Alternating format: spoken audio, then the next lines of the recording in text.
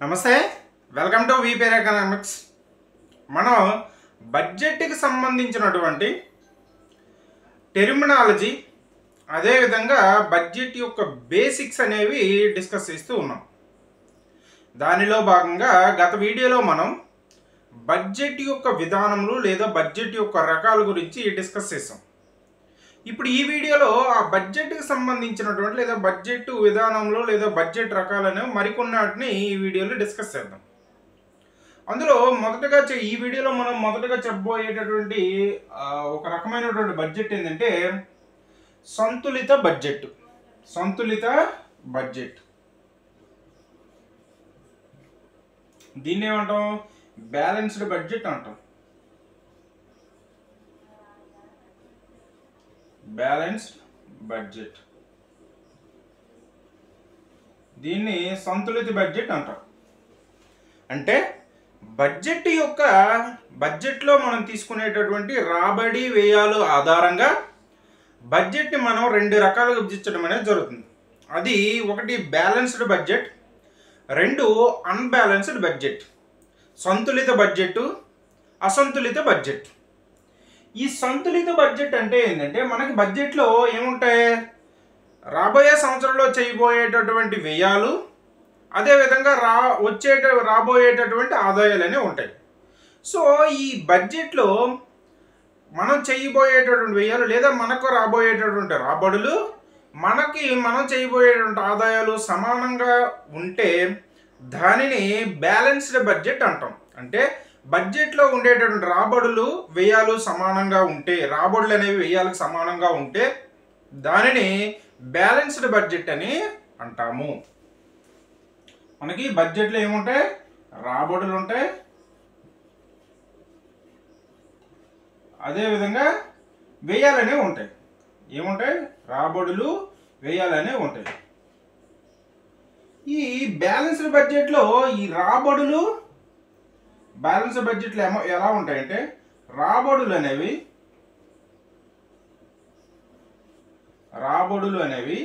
వ్యయాలకి సమానంగా ఉంటాయి. రాబడులు అనేవి వ్యయాలకి సమానంగా ఉంటాయి. ఇలా ఉండేటటువంటి బడ్జెట్ని బ్యాలెన్స్డ్ బడ్జెట్ అంటాం, సంతులిత బడ్జెట్ అని అంటాం. ప్రభుత్వాలు బాగా ఎఫెక్టివ్గా పనిచేసినప్పుడు మాత్రమే ఈ బ్యాలెన్స్డ్ బడ్జెట్ని ప్రవేశపెట్టడానికి అవకాశం అనేది ఉంటుంది. నెక్స్ట్ది అన్బ్యాలెన్స్డ్ బడ్జెట్, అసంతులిత బడ్జెట్. అన్బ్యాలెన్స్డ్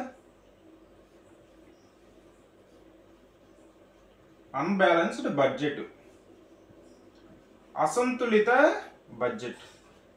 ఈ అసంతులిత బడ్జెట్లో ఏం జరుగుతుందంటే రాబడులు వ్యయాలు అనేవి సమానంగా ఉండవు. రాబడి అనేది వ్యయానికి సమానంగా ఉండదు. అలా ఉండేటటువంటి బడ్జెట్ని అసంతులిత బడ్జెట్, అన్బ్యాలెన్స్డ్ బడ్జెట్ అంటాం. అసంతులిత బడ్జెట్లో ఏం జరుగుతుంది? మనకి రాబడులు అనేవి, అసంతులిత బడ్జెట్లో రాబడులు అనేవి నాట్ ఈక్వల్ టు వ్యయాలు, expenditures. Receipts not equal to expenditure. అంటే రాబడులు అనేవి రాబడులు వ్యయాలు సమానంగా లేనటువంటి బడ్జెట్ని అన్బ్యాలెన్స్డ్ బడ్జెట్, అసంతులిత బడ్జెట్ అంటాం. అయితే ఈ అన్బ్యాలెన్స్డ్ బడ్జెట్లో మనకి బడ్జెట్ మిగులైనా ఉండొచ్చు లేదా లోటైనా ఉండొచ్చు. బడ్జెట్ మిగులైనా ఉండొచ్చు, లోటైనా ఉండొచ్చు. అలా ఉండేటువంటి బడ్జెట్లు మనం ఏ పేరుతో పిలుస్తామంటే, ఒకటి మిగులు బడ్జెట్. ఈ అన్బ్యాలెన్స్డ్ బడ్జెట్లో మనం మిగులు చెప్పేటువంటి బడ్జెట్లు ఏంటంటే మిగులు బడ్జెట్. ఈ మిగులు బడ్జెట్లో ఏం జరుగుతుందంటే రాబడులు అనేవి వ్యయాల కంటే ఎక్కువగా ఉంటాయి. ఏ బడ్జెట్లో అయితే రాబడులు అనేవి వ్యయాల కంటే ఎక్కువగా ఉంటాయో ఆ బడ్జెట్ని మిగులు బడ్జెట్, సర్ప్లస్ బడ్జెట్ అంటారు. మనకి రాబడులు అనేవి వ్యయాల కంటే ఎక్కువగా ఉంటాయి. రాబడులు అనేవి వ్యయాల కంటే ఎక్కువగా ఉంటే ఆ బడ్జెట్ని మిగులు బడ్జెట్, సర్ప్లస్ బడ్జెట్ అని అంటాం. నెక్స్ట్ది లోటు బడ్జెట్, డెఫిసిట్ బడ్జెట్. లోటు బడ్జెట్. ఈ లోటు బడ్జెట్ అని మనం ఎప్పుడు అంటామంటే బడ్జెట్లో వచ్చేటటువంటి రాబడులు అనేవి వ్యయాల కంటే తక్కువగా ఉంటే, రాబడులు అనేవి వ్యయాల కంటే తక్కువగా ఉంటే ఆ బడ్జెట్ని మనం లోటు బడ్జెట్గా పిలవడం అనేది జరుగుతుంది. బడ్జెట్లో ఉండేటటువంటి రాబడులు వ్యయాలు ఆధారంగా బడ్జెట్ని 2 రకాలుగా విభజిస్తారు. అది సంతులిత బడ్జెట్, బ్యాలెన్స్డ్ బడ్జెట్. ఈ సంతులిత బడ్జెట్లో రాబడులు వ్యయాలు అనేవి సమానంగా ఉంటాయి. రాబడులు వ్యయాలు సమానంగా ఉండేటువంటి బడ్జెట్ని సంతులిత బడ్జెట్ అంటారు. అదేవిధంగా ఏ బడ్జెట్లో అయితే రాబడులు వ్యయాలు సమానంగా ఉండవు ఆ బడ్జెట్ని అన్బ్యాలెన్స్డ్ బడ్జెట్ అంటారు, అసంతులిత బడ్జెట్ అంటారు. ఈ అసంతులిత బడ్జెట్లో మనకి మిగులు బడ్జెట్ ఉండొచ్చు, లోటు బడ్జెట్ అని ఉండొచ్చు. మిగులు బడ్జెట్ ఉండొచ్చు, లోటు బడ్జెట్ ఉండొచ్చు. మిగులు బడ్జెట్లో ఏం జరుగుతుందంటే రాబడులు అనేవి వ్యయాల కంటే ఎక్కువగా ఉంటాయి. రాబడులు అనేవి వ్యయాల కంటే ఎక్కువగా ఉంటే ఆ బడ్జెట్ని మిగులు బడ్జెట్ అంటారు. అదేవిధంగా రాబడులు అనేవి వ్యయాల కంటే తక్కువగా ఉంటే వాటిని లోటు బడ్జెట్ అంటారు. ఈ విధంగా మనకి ప్రధానమైనటువంటి బ్యాలెన్స్డ్ అండ్ అన్బ్యాలెన్స్డ్ బడ్జెట్ గురించి తెలుసు. నెక్స్ట్ది మనకి స్థిర budget, fixed budget and flexible budget, చర బడ్జెట్ అనేవి ఉన్నాయి. స్థిర బడ్జెట్,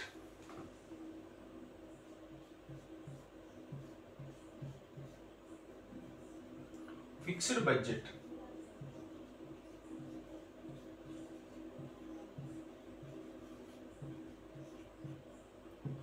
స్థిర బడ్జెట్. ఈ స్థిర బడ్జెట్లో ఏ బడ్జెట్ని మనం స్థిర బడ్జెట్ అంటామంటే బడ్జెట్కి నిర్ణయించుకున్నటువంటి కాలం అనేది మారదు. మనం ఎంత కాలానికైతే ఆ బడ్జెట్ నిర్ణయించుకున్నామో ఆ కాలం అనేది స్థిరంగా ఉంటుంది. అదేవిధంగా ప్రభుత్వం వాస్తవంగా అమలు చేసినటువంటి కార్యక్రమాలకి, అదేవిధంగా బడ్జెట్లో అంచనా వేసినటువంటి కార్యక్రమాలు అనేవి సమానంగా ఉంటాయి. అంటే బడ్జెట్లో ఏ కార్యక్రమాలు అయితే చేపట్టాలని తలచిందో ప్రభుత్వం అమలు చేసినటువంటి కార్యక్రమాలు ఆ బడ్జెట్ కార్యక్రమాలకు సమానంగా ఉంటాయి. ఈ బడ్జెట్లో మనకి ఎలా ఉంటుందంటే స్థిర బడ్జెట్లో బడ్జెట్ యొక్క కాలం అనేది ఎంత కాలానికైతే బడ్జెట్ ప్రవేశపెట్టారో ఆ కాలం అనేది స్థిరంగా ఉంటుంది, మారదు.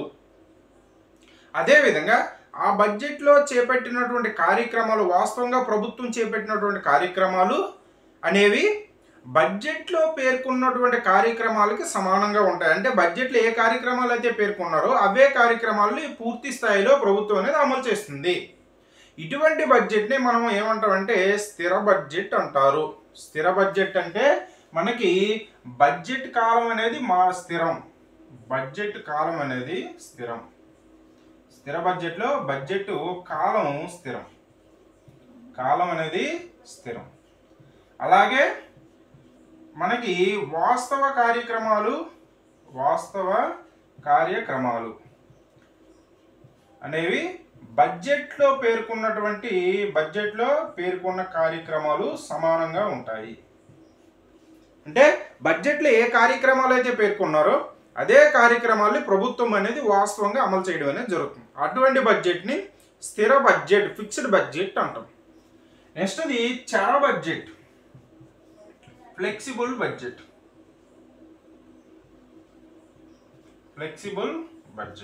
చర బడ్జెట్. ఈ చర బడ్జెట్లో ఎలా ఉంటుందంటే ప్రభుత్వం అంటే ఈ బడ్జెట్ యొక్క కాలం అనేది స్థిరంగా ఉండదు. అంటే ఆ బడ్జెట్ అనుకోని పరిస్థితులు ఎదురైన సమయంలో కావచ్చు, లేదంటే వేరే పరిస్థితుల్లో కావచ్చు, ఈ బడ్జెట్ యొక్క కాలం పెంచడం కానీ తగ్గించడం కానీ ఏదో ఒకటి జరుగుతుంది. అదేవిధంగా అంటే అవసరాలకు అనుగుణంగా మనకి బడ్జెట్ యొక్క కాలం అనేది మారడం అనేది జరుగుతుంది. అదేవిధంగా బడ్జెట్లో నిర్ణయించినటువంటి కార్యక్రమాలు, ప్రభుత్వం అమలు చేసిన కార్యక్రమాలు అనేవి సమానంగా ఉండవు. అంటే బడ్జెట్లో నిర్ణయించిన కార్యక్రమాల కంటే ప్రభుత్వం చేసే కార్యక్రమాలని ఎక్కువగానే ఉండొచ్చు, లేదా తక్కువగానే ఉండొచ్చు. ఇటువంటి బడ్జెట్ని ఫ్లెక్సిబుల్ బడ్జెట్ అంటారు. చర బడ్జెట్ అంటే అంటే అవసరాలకు అనుగుణంగా మారిపోయేటటువంటి బడ్జెట్. దీన్ని చర బడ్జెట్ అని అంటారు. నెక్స్ట్ది ఆధారిత బడ్జెట్ లేదా సాంప్రదాయ బడ్జెట్. ఆధారిత లేదా సాంప్రదాయ బడ్జెట్. ఆధారిత బడ్జెట్ లేదా సాంప్రదాయ బడ్జెట్. ఈ ఆధార లేదా సాంప్రదాయ బడ్జెట్లో ఈ బడ్జెట్ తయారీ ఎలా ఉంటుందంటే, గత సంవత్సరంలో బడ్జెట్ కేటాయింపులను ఆధారంగా చేసుకొని, అంటే గత బడ్జెట్ యొక్క కేటాయింపులను ఆధారంగా చేసుకొని భవిష్యత్తు బడ్జెట్ యొక్క అంచనాలని అదేవిధంగా కేటాయింపులని తయారు చేసేటటువంటి బడ్జెట్ని ఆధారిత లేదా సాంప్రదాయ బడ్జెట్ అంటారు. భారతదేశంలో తయారు చేసేటటువంటి బడ్జెట్ మనకి ఆధారిత బడ్జెట్. ఇండియాలో తయారు చేసేటటువంటి బడ్జెట్ ఆధారిత బడ్జెట్. ఈ బడ్జెట్లో ఎలా ఉంటుంది, బడ్జెట్ తయారీ ఎలా ఉంటుందంటే, గత బడ్జెట్లో చేసినటువంటి కేటాయింపులను ఆధారంగా చేసుకొని, ఇప్పుడు ఎగ్జాంపుల్కి ఎక్స్ అనే ఒక పథకానికి గత బడ్జెట్లో 1000 కోట్లు కేటాయింపులు చేశారు. సో ఈ కేటాయింపులు అనేవి నెక్స్ట్ బడ్జెట్లో ఎన్ని కోట్లు కేటాయించాలి అనేది దీన్ని ఆధారంగా చేసుకొని కేటాయించడం అనేది జరుగుతుంది. అలా మనకి గత బడ్జెట్లో చేసినటువంటి కేటాయింపులను ఆధారంగా చేసుకొని భవిష్యత్తు బడ్జెట్లో కేటాయింపులు చేసేటటువంటి బడ్జెట్ని తయారు చేసేటటువంటి విధానాన్ని ఆధార బడ్జెట్ అంటాము లేదా సాంప్రదాయ బడ్జెట్ అని అంటారు. ఇది ఇండియాలో మనం ఫాలో అయ్యేటటువంటి బడ్జెట్. నెక్స్ట్ది బడ్జెట్ కానీ మనం చూసుకున్నట్టుగైతే మనకి బహుళ బడ్జెట్. బహుళ budget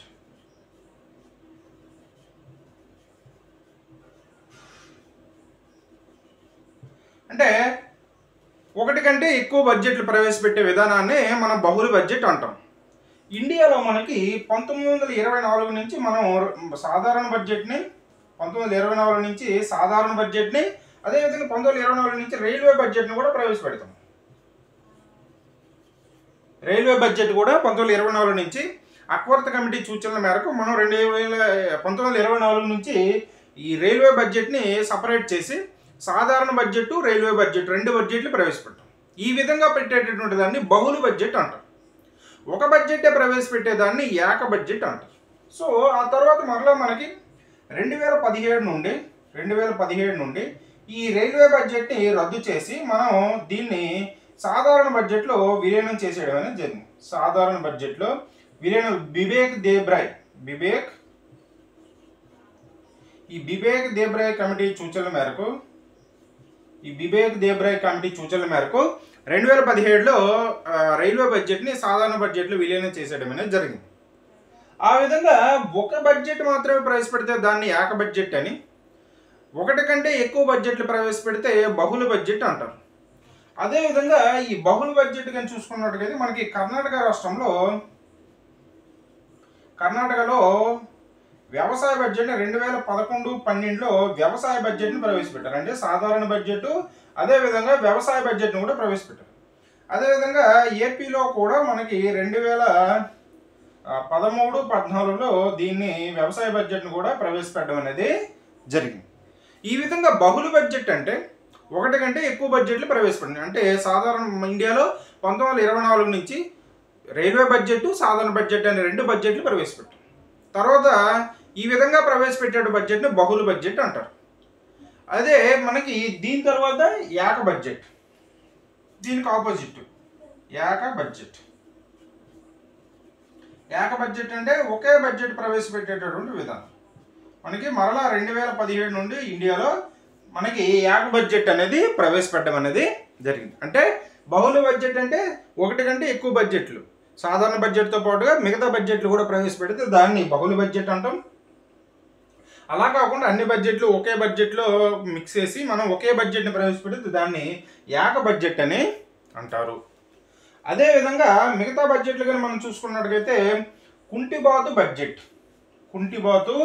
budget, lame duck budget, దీన్ని ఏమంటారు, lame duck budget.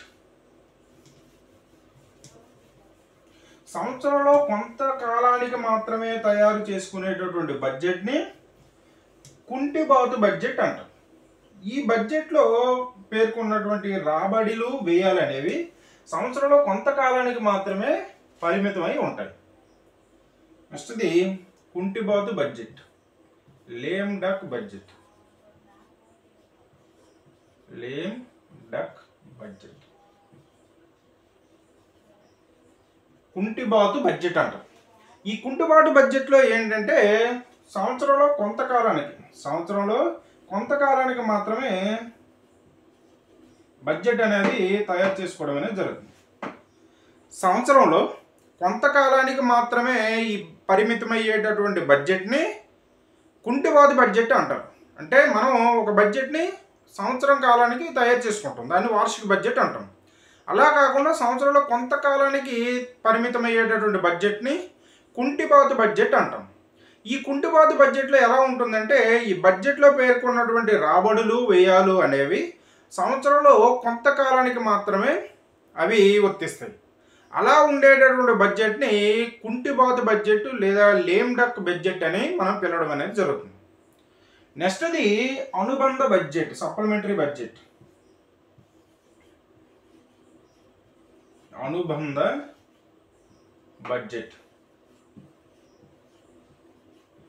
Supplementary budget. ఈ సప్లిమెంటరీ బడ్జెట్ అంటే ఏంటంటే సాధారణ బడ్జెట్తో పాటుగా ఇంకో బడ్జెట్ని అదనంగా ప్రవేశపెట్టేటువంటి బడ్జెట్ని మనం అనుబంధ బడ్జెట్ అంటాం. ఈ అనుబంధ బడ్జెట్ని ప్రకృతి విపత్తులు సంభవించినప్పుడు కావచ్చు, లేదనుకుంటే యుద్ధాలు సంభవించినప్పుడు కావచ్చు, ఇలాంటి సమయాల్లో సాధారణ బడ్జెట్తో పాటుగా ఈ అనుబంధ బడ్జెట్ని ప్రవేశపెట్టుకోవచ్చు. అనుబంధ బడ్జెట్ అంటే సాధారణ బడ్జెట్ కాకుండా పెట్టేటటువంటి ఇంకో బడ్జెట్, దీన్ని అనుబంధ బడ్జెట్, ఆ పేరులోని అనుబంధ బడ్జెట్ అని ఉంది. ఇలా మనకి బడ్జెట్ యొక్క రకాలు అనేవి మనం ఈ వీడియోలో చెప్పుకున్నటువంటి అంశాలు ఏంటంటే బ్యాలెన్స్డ్ బడ్జెట్, సంతులిత బడ్జెట్ అంటే రాబడులు వ్యయాలు సమానంగా ఉంటే దాన్ని బ్యాలెన్స్డ్ బడ్జెట్ అని. అసంతులిత బడ్జెట్ అంటే రాబడులు వ్యయాలు సమానంగా లేనటువంటి బడ్జెట్ని అసంతులిత బడ్జెట్ అని. అదేవిధంగా స్థిర బడ్జెట్ అంటే బడ్జెట్ యొక్క కాలం స్థిరంగా ఉంటుంది. బడ్జెట్లో పేర్కొన్నటువంటి కార్యక్రమాలు, ప్రభుత్వం అమలు చేసినటువంటి కార్యక్రమాలు సమానంగా ఉంటాయి, అటువంటి దాన్ని స్థిర బడ్జెట్ అంటాం. చర బడ్జెట్ అంటే ఇది కాలంతో పాటు అదేవిధంగా ఈ బడ్జెట్ కాలం అనేది స్థిరంగా ఉండదు, మారుతుంది. అదేవిధంగా బడ్జెట్లో పేర్కొన్నటువంటి కార్యక్రమాలు, ప్రభుత్వం అమలు చేసిన కార్యక్రమాలు అనేవి సమానంగా ఉండవు. ఇటువంటి బడ్జెట్ని చర బడ్జెట్ అంటాం. నెక్స్ట్ది ఆధారిత బడ్జెట్. ఈ ఆధారిత బడ్జెట్ అంటే ఏంటంటే గత బడ్జెట్లో చేసినటువంటి కేటాయింపులను ఆధారంగా చేసుకొని భవిష్యత్తు కాలంలో బడ్జెట్కి కేటాయింపులు చేసేటటువంటి విధానాన్ని ఆధారిత బడ్జెట్ లేదా సాంప్రదాయ బడ్జెట్ అంటాం. నెక్స్ట్ది బహుళ బడ్జెట్. బహుళ బడ్జెట్ అంటే ఒకటి కంటే ఎక్కువ బడ్జెట్లు ప్రవేశపెట్టే విధానాన్ని బహుళ బడ్జెట్ అంటారు. భారతదేశంలో 1924 నుంచి బహుళ బడ్జెట్ అనేది ప్రవేశపెట్టారు. మనకి సాధారణ బడ్జెట్, అదేవిధంగా రైల్వే బడ్జెట్, తర్వాత 2017 నుంచి మరలా మనకి ఏక బడ్జెట్కి వచ్చేసాం. ఏక బడ్జెట్ అంటే ఒకే బడ్జెట్ ప్రవేశపెట్టే విధానాన్ని ఏక బడ్జెట్కి చెప్తాం. తర్వాతది కుంటిబాతు బడ్జెట్ అంటే సంవత్సరంలో కొంతకాలానికి మాత్రమే తయారు చేసుకునేటువంటి బడ్జెట్ని కుంటిబాతు బడ్జెట్ అంటారు. ఈ కుంటిబాతు బడ్జెట్లో పేర్కొన్నటువంటి రాబడులు వ్యయాలు అనేవి కొంతకాలానికి మాత్రమే పరిమితమై ఉంటాయి. అదేవిధంగా సప్లిమెంటరీ బడ్జెట్, అనుబంధ బడ్జెట్ అంటాం. సాధారణ బడ్జెట్ కాకుండా మరో బడ్జెట్ ప్రవేశపెడితే దానిని సప్లిమెంటరీ బడ్జెట్ అంటారు. ఈ సప్లిమెంటరీ బడ్జెట్ని ఎటువంటి సందర్భాల్లో అంటే రాజకీయ అనిశ్చిత పరిస్థితులు ఏర్పడినప్పుడు కావచ్చు, లేదనుకుంటే ప్రకృతి విపత్తులు ఏర్పడినప్పుడు కావచ్చు, లేదంటే యుద్ధాలు సంభవించినప్పుడు కావచ్చు, ఇటువంటి సందర్భాల్లో ఈ సప్లిమెంటరీ బడ్జెట్ని ప్రవేశపెట్టడం అనేది జరుగుతుంది. ఇది వీడియోలో మనం చెప్పుకున్నటువంటి అంశాలు. ఈ వీడియో కానీ మీకు నచ్చినట్టయితే లైక్ చేయండి, షేర్ చేయండి, సబ్స్క్రైబ్ చేయండి. Thank you.